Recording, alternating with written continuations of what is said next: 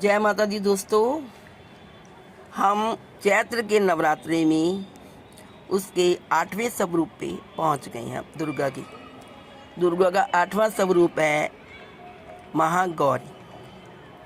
माँ दुर्गा के 8वें स्वरूप को महागौरी कहा जाता है। नवरात्रि के 8वें दिन यानी अष्टमी को इन्हीं की विशेष पूजा की जाती है।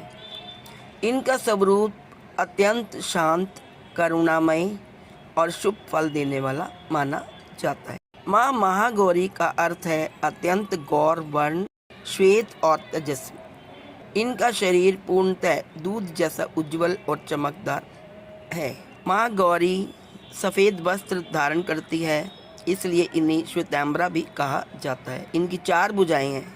एक हाथ में त्रिशूल है, दूसरे हाथ में डमरू है, तीसरे हाथ अभय मुद्रा में है और चौथा हाथ वरद मुद्रा में यानी आशीर्वाद देने वाला है। महागौरी का वाहन वृषभ बैल है, इसलिए इन्हें वृषारूढ़ा भी कहा जाता है। आइए अब जानते हैं अष्टमी पर महागौरी की पूजा कैसे करें। महागौरी की पूजा नवरात्रि के अष्टमी दिन बहुत श्रद्धा से की जाती है। यह पूजा जीवन में शांति, सुख और पवित्रता लाने वाली मानी जाती है। पूजा से पहले क्या तैयारी करें? सुबह जल्दी उठकर स्नान करें और साफ वस्त्र पहनें। पूजा स्थान को स्वच्छ करें। एक चौकी पर लाल या सफ़ेद कपड़ा बिछाएं। माँ महागौरी की मूर्ति या चित्र स्थापित करें। वैसे आप माँ दुर्गा का चित्र भी स्थापित कर सकते हो। माँ दुर्गा की पूजा भी कर सकते हो क्योंकि उन्हीं का ही 8वां रूप है माँ महागौरी। पूजा सामग्री में गंगा जल, फूल, सफ़ेद फूल, अक्षत, चावल, रोली, कुमकुम, धूप, दीप, नारियल, फल और मिठाई। फल और मिठाई में आप खीर, हलवा, पेड़ा आदि रख सकते हैं और पंचामृत, ये सामग्री चाहिए पूजा के लिए। आइए आप जानते हैं पूजा कैसे करें। संकल्प लें। हाथ में जल, फूल और चावल लेकर माँ से प्रार्थना करें। हे माँ महागौरी, मैं श्रद्धा और भक्ति से आपकी पूजा कर रही हूँ या कर रहा हूँ। कृपया मेरी मनोकामना पूर्ण करें। यदि आपने पहले दिन कलश स्थापना नहीं की हो तो आप अष्टमी वाले दिन कलश स्थापना कर सकते हैं। एक कलश में जल भरकर आम के पत्ते और नारियल रखें। इसे माँ के पास स्थापित करें।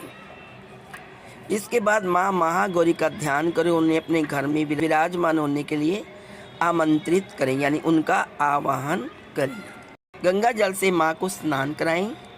फिर रोली, अक्षत और फूल अर्पित करें। माँ को सफ़ेद वस्त्र या चुनरी अर्पित करें। अब माँ को खीर, हलवा, पूरी, नारियल या सफ़ेद मिठाई का भोग लगाएं। जल भी अर्पित करें। धूप दीप जलाएं और माँ की आरती करें। महागौरी का मंत्र है ओम देवी महागौर्य नमः। इसका कम से कम 108 बार जाप करें। इसके बाद माँ महागौरी की कथा सुनें या पढ़ें। फिर आरती करें और सभी को प्रसाद बांटें। कन्या पूजन। अष्टमी के दिन 9 छोटी कन्याओं और एक बालक को घर बुलाकर उनके पैर धोएं, उन्हें भोजन कराएं, हलवा, पूड़ी, चना और दक्षिणा दें और उपहार भी दें। इसे माँ का स्वरूप मानकर किया जाता है। विशेष बातें, इस दिन सफ़ेद रंग शुभ माना जाता है। मन को शांत और पवित्र रखें। क्रोध और नकारात्मक विचारों से दूर रहें। आइए सुनते हैं अब माँ महागौरी की पौराणिक कथा। पौराणिक कथा के अनुसार माँ पार्वती ने भगवान शिव को पति रूप में पाने के लिए कठोर तपस्या की। कई वर्षों तक कठिन तपस्या के कारण उनका शरीर काला पड़ गया। उनकी तपस्या से प्रसन्न होकर जब भगवान शिव ने उन्हें स्वीकार किया तब गंगा जल से उनको स्नान कराया, जिससे उनका शरीर अत्यंत गौर और सुंदर हो गया। तभी से वे महागौरी कहलाने लगी। महागौरी की पूजा का क्या महत्व है, आइए जानते हैं। अष्टमी के दिन माँ महागौरी की पूजा करने से सभी पाप नष्ट होते हैं, जीवन में सुख और शांति आती है। यदि किसी का विवाह नहीं हो रहा, जो भी बाधाएं आ रही हैं वो सब दूर होती हैं और माँ महागौरी सबकी मनोकामनाएं पूर्ण करती हैं। जैसा कि पहले आपको बताया, इनका प्रिय भोग है नारियल, हलवा, पूरी, खीर और सफ़ेद मिठाइयाँ। दोस्तों, आध्यात्मिक अर्थ क्या है, आइए जानते हैं। माँ महागौरी का स्वरूप हमें सिखाता है कि कठिन तप और धैर्य से आत्मिक शुद्धि प्राप्त होती है। जीवन में सच्ची भक्ति और प्रयास से अंधकार से प्रकाश की ओर जाया जा सकता है। तो दोस्तों, आप सब अष्टमी के दिन कन्या पूजन करें, माँ गौरी की पूजा करें, आरती करें और कन्याओं को दान दक्षिणा दें।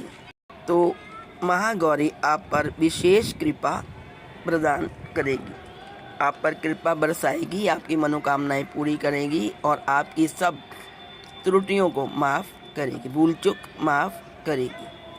तो आइए आप मेरे साथ मिलकर बोलिए, जय महागौरी, जय माता दी।